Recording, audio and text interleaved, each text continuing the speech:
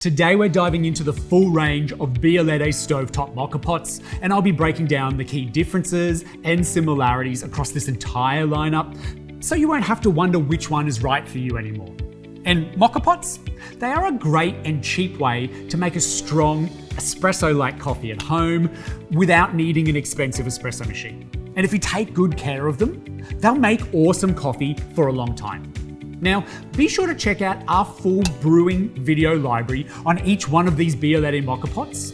I'll link those in the description down below for you, as well as check out the link to sign up for our brew points. This is where we offer exclusive membership to deals, and you can start earning brew points today, as with every purchase, share, or engagement earns you points. You also get one for every dollar spent with us, where you can stack them up for cash discounts and exclusive deals. So sign up today and start saving on your next purchase. All right, let's get into this video. Now in front of me, I have the full range of Bialetti stovetop moka pots, where we've got stainless steel moka pots, we've got aluminium ones, or aluminum, however you say it. We do have a few that are built fairly differently. They have different brewing styles. Some are designed for stronger espresso style coffee, while others are designed to brew into separate cups. But the very first thing you need to consider when choosing a moka pot is the size.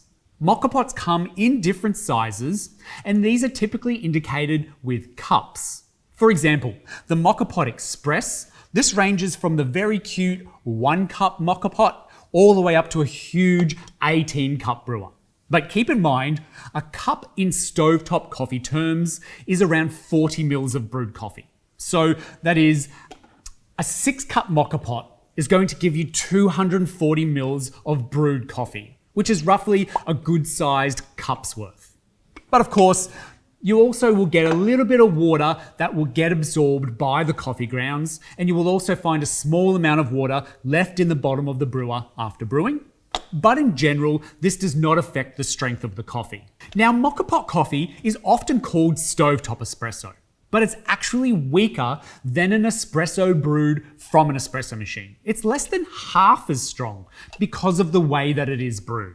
Now, let me put this into a graph for you for a perspective. The regular espresso, this is brewed at 1 part coffee to 2 parts water, which is a 1-to-2 ratio, or as a fraction of 0.5.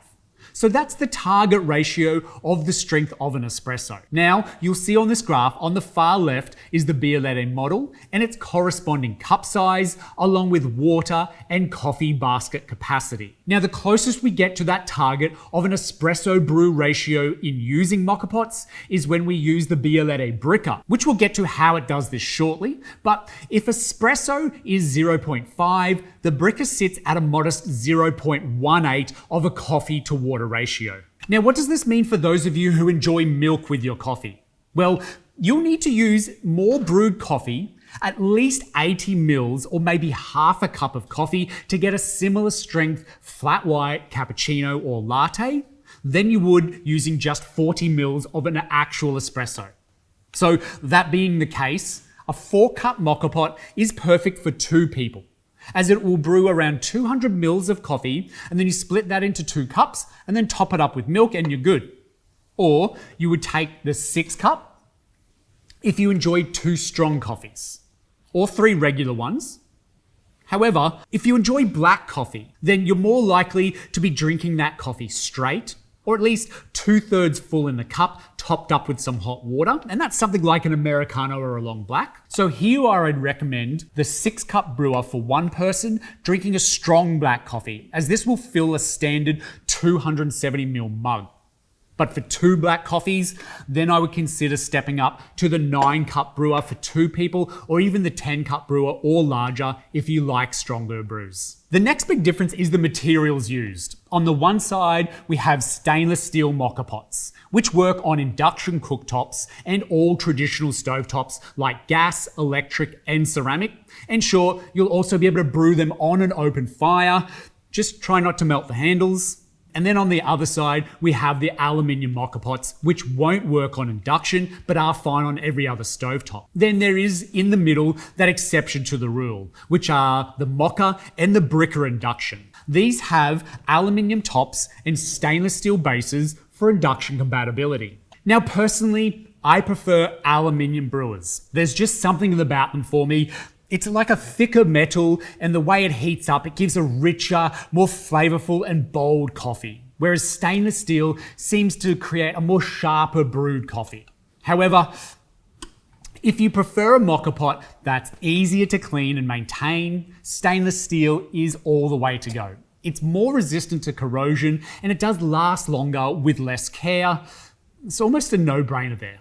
That being said, the material really doesn't change the fact that all of these moka pots brew similar coffee, and it only being slight variations in body shape and handle design. The biggest exceptions here being the Brikka and the 2-cup minis. Taking a look at the Brikka first, this coming in a 2 and a 4 cup size. This has a pressure valve that builds more pressure than a regular moka pot during brewing, leading to a stronger, more concentrated coffee, sometimes with even more crema on top.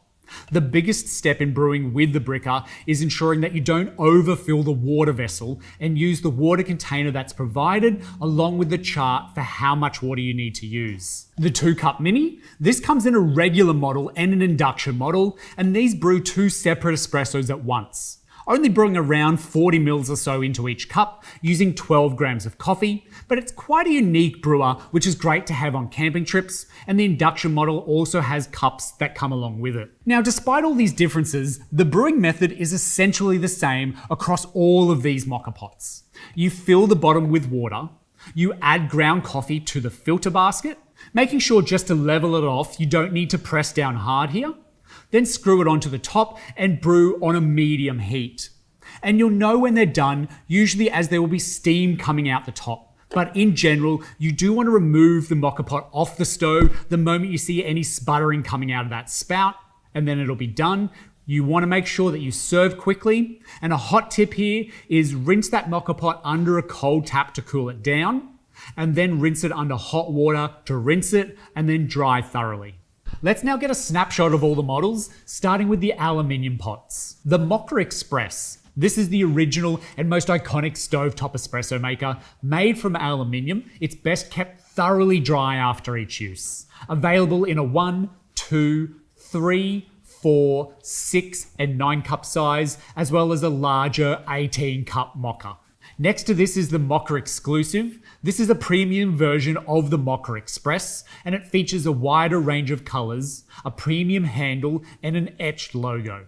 The water vessel, this includes an internal protective boiler lining to reduce oxidization and pitting. This is also available in all the same sizes as the Moka Express.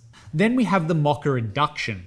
Now this is a hybrid 50-50 aluminium and stainless steel design, making it compatible with induction stovetops as well as gas and electrical. Notable is the increased width of the base, which makes it compatible on most induction cooktops. This is available in a 2, 4 and 6 cup size. Then we move on to the Brikka. This is designed for a richer and more intense brew and features a pressure valve to enhance the brewing pressure. Now, this requires less water in the water chamber and yields a stronger coffee with a more pronounced crema. Smaller cup sizes than the standard Moka Express due to the reduced water volume. It is available in a 2 and 4 cup size. And next to this is the Brikka Induction. Same as the Brikka brewing method, but with an induction compatible, only coming in a 4 cup size. Then we move on to the Alpina Moka. This is a novelty design inspired by the Italian Alpina forces, and this functions like your standard 3-cup Moka Express, but with that distinctive look, and is only available in the 3-cup Moka. And then finally, we have the Mini Dual Spout. This is a specialized 2-cup model that brews 2 single espressos simultaneously. This is available in aluminium and an induction-compatible version. Now with the stainless steel moka pots, first up is the Venus. This is a full stainless steel model, compatible with all stovetops, including induction. These are available in a 2, 4, 6 and 10 cup size. These are a very elegant moka pot that feature a textured handle. Next to this, we have the Bialetti Moon. This is part of Bialetti's latest exclusive stainless steel models, similar in function to the Venus, but with a refined modern design. This is only available in a 3 and a 6 cup size. Now, a question I get asked a lot is, can you underfill a Moka Pot brewer? And the answer is absolutely, but try not to go less than halfway to its capacity. So for a 4-cup brewer, you could use it as a 2-cup brewer, and that's using it with 50% less water and coffee, and so on, and it will be fine, and it should brew just as good a coffee.